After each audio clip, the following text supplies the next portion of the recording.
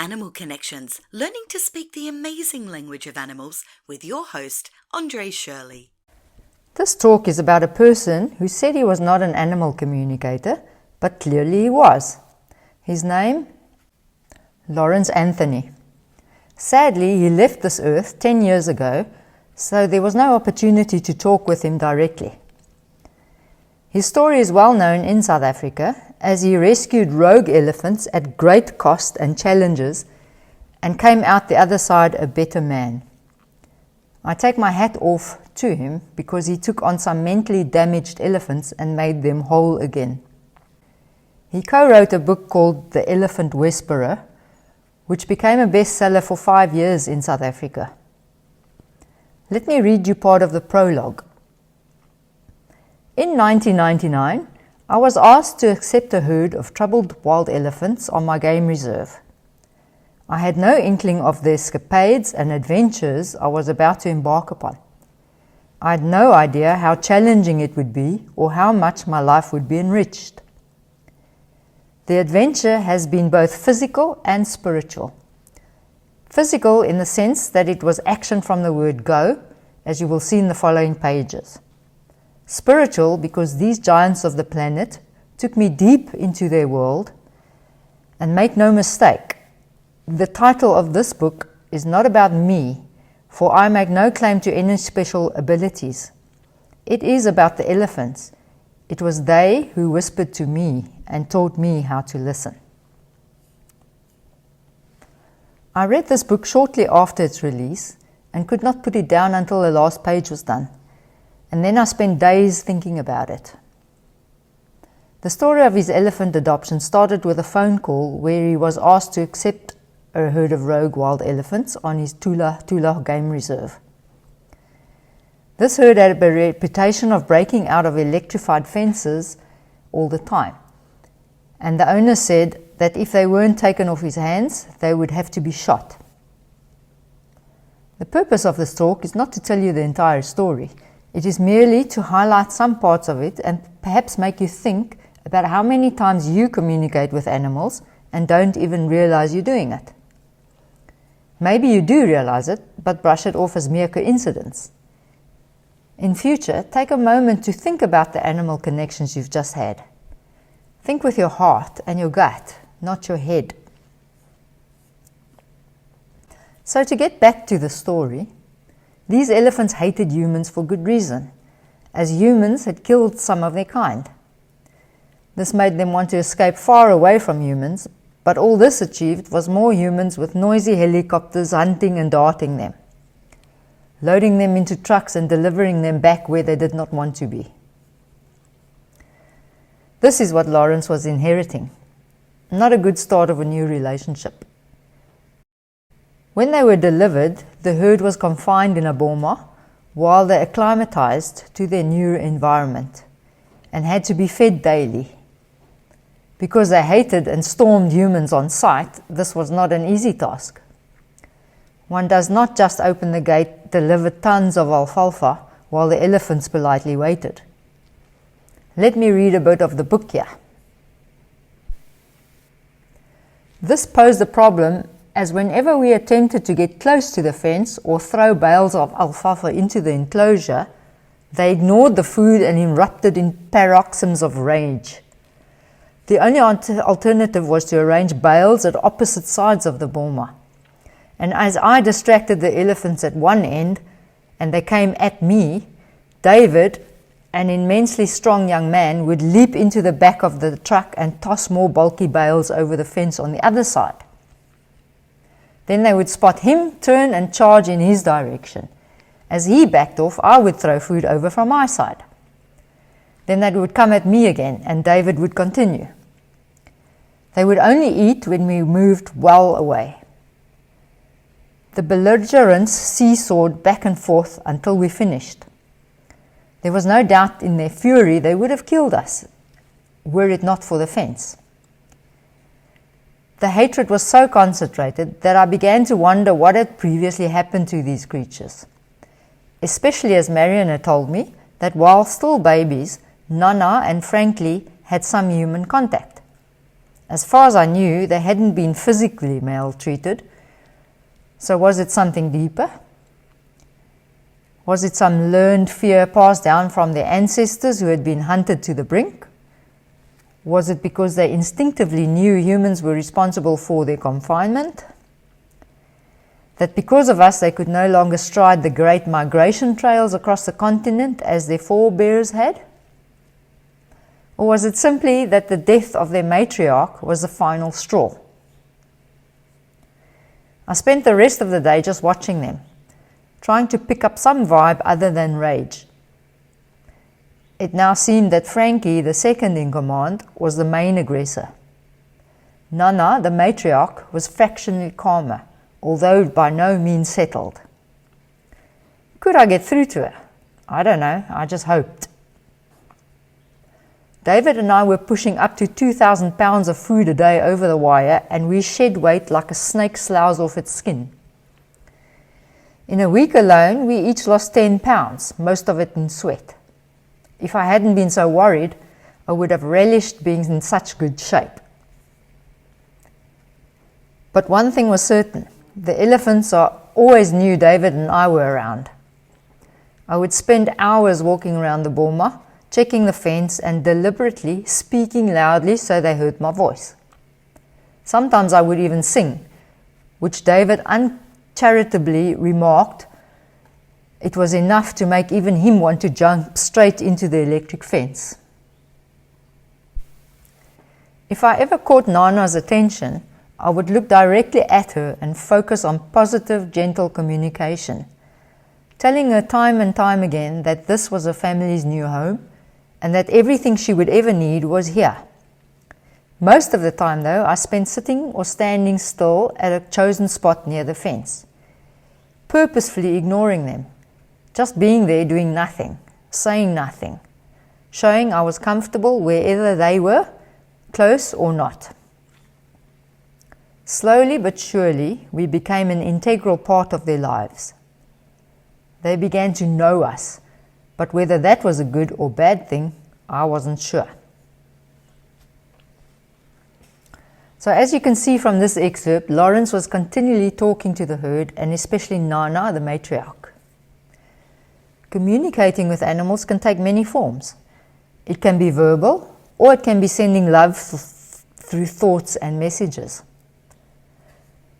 Because Lawrence had no formal learning, he spoke as he would to any human. Thing is, the animals understand the message conveyed. They are the clever ones. It is us humans that cannot recognize when they want to tell us something in return. We have to relearn this ancient skill. It is there though, just go look for it. After many days in the boma, with a lot of involvement from Lawrence, Nana one day decided that this was the day to trust him. In his heart, Lawrence knew something had changed. Let me read this extract.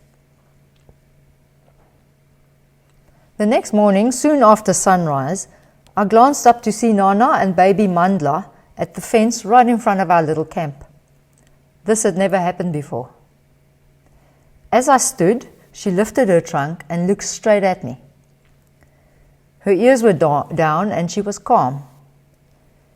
Instinctively, I decided to go to her. I knew from hard experience that elephants prefer slow, deliberate movements. So I ambled across, ostentatiously stopping to pluck at a grass stem and pausing to inspect its tree stump, generally taking my time. I needed to let her get used to me coming forward. Eventually I stopped about 3 yards from the fence and gazed up at the gigantic form directly in front of me. Then I took a slow step forward, then another, until I was 2 paces from the fence. She did not move, and suddenly I felt sheathed in a sense of contentment, despite standing just a pace from this previously foul-tempered wild animal, who until now would have liked nothing better than to kill me. I had never felt safer. I remained in a bubble of well-being, completely entranced by the magnificent creature towering over me. I noticed for the first time her thick, wiry eyelashes, the thousands of wrinkles crisscrossing her skin and her broken tusk. Her soft eyes pulled me in. Then, almost in slow motion, I saw her gently reach out to me with her trunk. I watched, hypnotized, as if this was the most natural thing in the world. David's voice echoed in the surreal background, "Boss!" Then louder, "Boss! Boss! What the hell are you doing?" The urgency in his call broke the spell. Suddenly I realized that if Nana got hold of me, it would be all over. I would be yanked through the fence like a rag doll and stomped flat. I was about to step back, but something made me hold my ground. There it was again, the strange feeling of mesmeric tranquility. Once more Nana reached out with her trunk, and then I got it.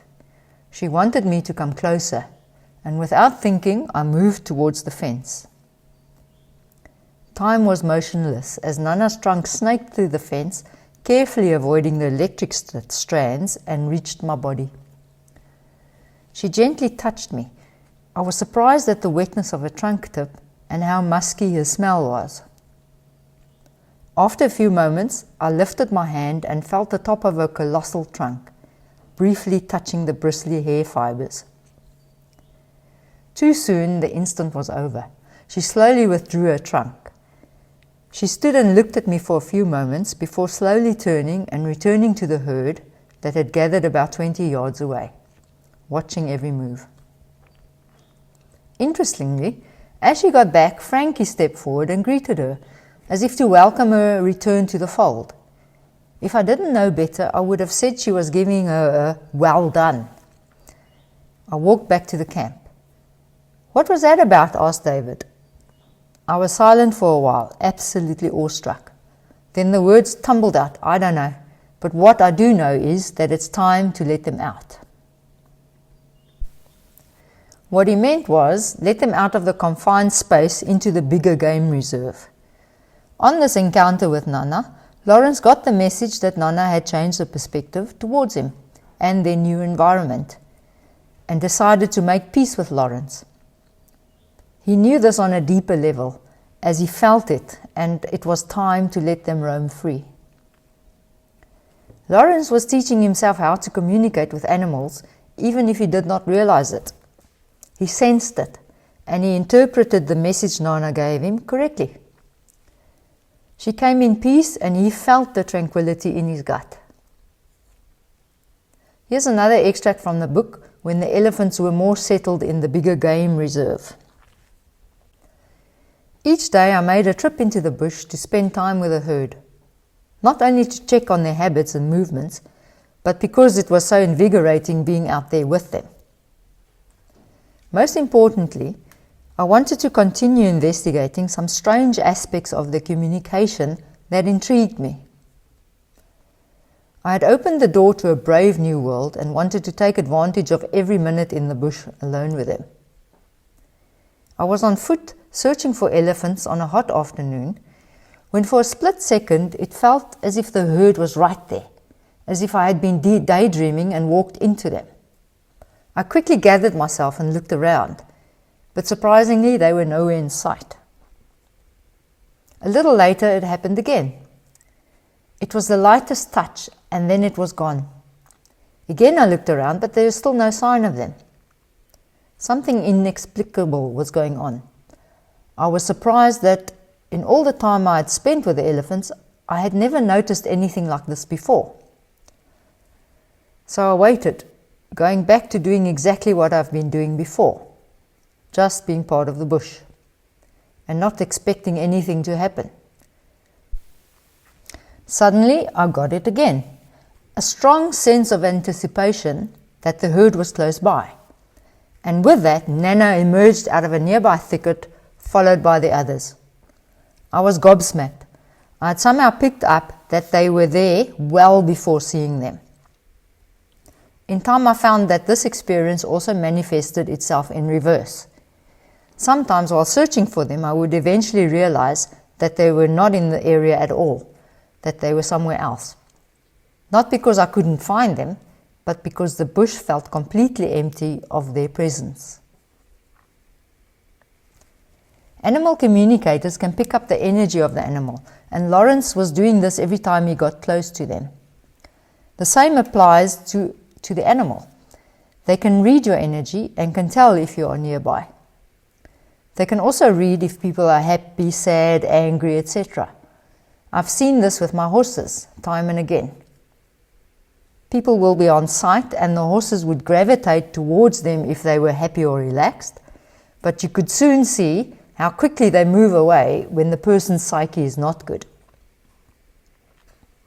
One of the chapters mentioned that the elephants would make their way to the homestead if Lawrence came back after a short absence. They would materialize soon after he physically got back home. On one occasion, they started the journey to the homestead, stopped halfway, and then resumed it a day later. As it turns out, Lawrence missed his flight. The minute he missed it was exactly when the elephant stopped, and they resumed the track the next day when he did get on the next flight. You've probably heard of pets going to the front door when the human is expected. They feel the energy. They know it's time to greet the human. As I mentioned at the start, Lawrence sadly left the earth due to a heart attack on 2 March 2012. The herd knew this. They were on the far side of the reserve and started a long walk back to Lawrence's house to mourn him. On 4 March 2012, the elephants arrived in a procession at the house and held vigil for 2 days. Exactly a year later, on 4 March 2013, at exactly the same time, they were in front of the house to pay respects again. And again, 4 March 2014. This episode illustrates that even though you might not have formal training, you can still get the message the animal is trying to send you. If you are already intuitive, it will be easier. Work on that intuition, not just with animals, but everyday things as well. Your heart space is important, so find good information on how to improve it. Also remember, everything is energy and frequencies. You are sending and receiving this all the time. Take a moment during a quiet time and ask your higher self, what is the message that this being is trying to tell me? The answer sometimes comes back instantly, but sometimes it takes a while. And always remember, love is the all-important frequency. You've been listening to Animal Connections with host André Shirley. To connect with André or to check out our other shows, head to lifesource.global. And don't forget to hit the like, subscribe and share buttons. This show is brought to you by Sourcelight Productions.